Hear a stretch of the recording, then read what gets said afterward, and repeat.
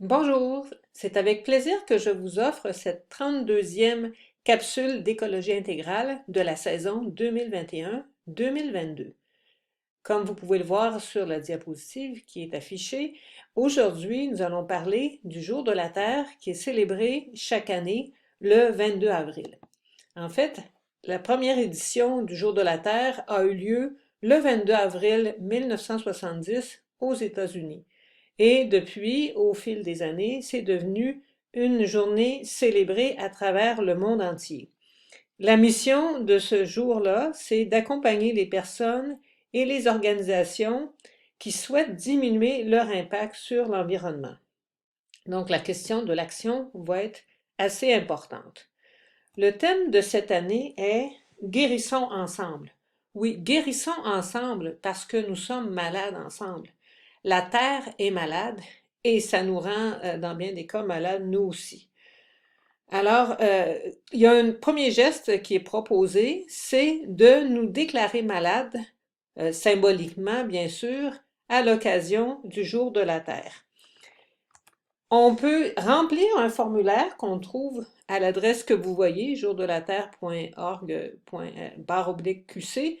Donc, on déclare symboliquement être malade, mais en vue, bien sûr, de mettre la question sur le tapis, mais aussi de se dégager du temps pour participer à une action ou l'autre du Jour de la Terre.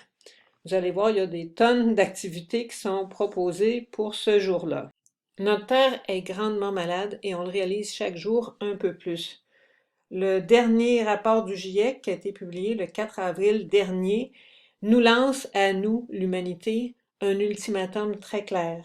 Si on veut avoir la moindre chance de ne pas dépasser une hausse des températures globales mondiales de 1,5 degré Celsius, ce qui était la cible à ne pas dépasser d'après les accords de Paris, eh bien, il faut prendre des mesures absolument radicales dès maintenant. Il nous reste seulement 3 ans pour plafonner nos émissions de gaz à effet de serre. Et ensuite, il faut les avoir réduites d'au moins 43% d'ici 2030 et arriver à des émissions nettes nulles en 2050. Malheureusement, on n'est pas du tout sur la bonne trajectoire. Les prévisions indiquent plutôt une croissance des émissions d'au moins 14% d'ici 2030. Et on ne peut pas dire que le Canada, contrairement aux déclarations de certains de nos politiciens, donc on ne peut pas dire que le Canada est à l'avant-garde de la lutte au réchauffement climatique. Il est assez choquant de voir le gouvernement fédéral approuver, quelques jours seulement après la sortie du rapport du GIEC, un nouveau projet de plateforme pétrolière, baie du Nord, dans les eaux au large de Terre-Neuve. Et le projet de société qui se cache derrière le dernier budget fédéral qui a été dévoilé récemment, si on peut dire projet de société, je le mets vraiment entre guillemets, c'est la croissance économique, alors que justement, encore une fois, le GIEC nous avertit que nous devrons changer notre mode de vie, c'est-à-dire vivre beaucoup plus sobrement, ce qui ne veut pas dire vivre moins heureux ou de moins bien vivre. La Terre malade, c'est-à-dire les écosystèmes malades et la société qui est malade parce qu'elle engendre beaucoup d'injustice et de souffrance, ça demande qu'on en prenne soin. Ça demande notre compassion, notre bienveillance, notre engagement actif.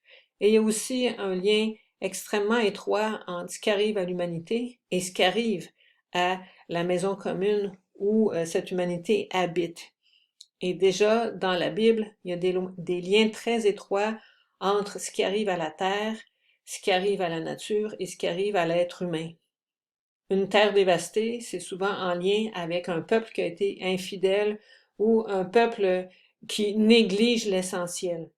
Ici, cette pensée qui est tirée du prophète Ézéchiel nous renvoie au temps de l'exil à Babylone. Mais la dévastation est tout le temps l'occasion pour Dieu de promettre du renouveau, de chercher à faire du neuf. Cette terre naguère dévastée est comme un jardin d'Éden. Il y a une promesse de renouveau. La question de la création habite les premières pages de la Bible et les dernières aussi. Et il y a un renouvellement qui est attendu, qui est opéré par la présence même du Christ. C'est lui qui est profondément le renouveau de la création nouvelle. Ça, c'est notre espérance, mais on ne l'attend pas les bras croisés, on l'attend en cherchant à faire advenir un monde plus beau, plus juste, euh, mieux en santé. La situation de la Terre crée aussi beaucoup de maladies mentales sous forme d'éco-anxiété. Et ça, c'est une réalité que le Jour de la Terre 2022 met de l'avant, tout en insistant sur le fait que la manière la plus efficace de combattre ce phénomène se fait par l'action collective. Et bien entendu, la campagne de cette année nous y invite. Elle nous invite aussi à participer à de nombreuses activités à travers tout le pays. Le jour même du 22 avril, Jour de la Terre Canada propose un atelier en ligne précisément sur l'éco-anxiété. Alors, si vous allez sur la page Facebook du Jour de la Terre, vous allez trouver là, ce qu'il faut pour accéder au lien qui vous permet d'avoir un atelier sur l'éco-anxiété. Mais il y a aussi un très, très grand nombre d'autres activités. Si vous allez dans la page où il y a le calendrier, vous pouvez mettre votre code postal et choisir si vous souhaitez assister à une activité en présentiel ou en virtuel et appuyer sur Go. Et là, vous verrez ce qui se trouve près de chez vous. Par exemple, pour le Saguenay, j'ai repéré 2 activités. Une qui aura lieu le 22 avril même au Centre national d'exposition sur le périple des bateaux cargo. Et il y en a une, en fait, qui est une activité qui se passe du 4 avril au 29 avril, qui va se passer dans les écoles pour sensibiliser les jeunes à la question de la gestion des matières résiduelles. Mais si vous choisissez l'option en ligne, eh bien là, il n'y a pas de limite. Vous pouvez avoir des activités en français, en anglais, pas seulement le 22 avril, mais sur plusieurs jours. Et il y en a une qui m'a semblé particulièrement intéressante.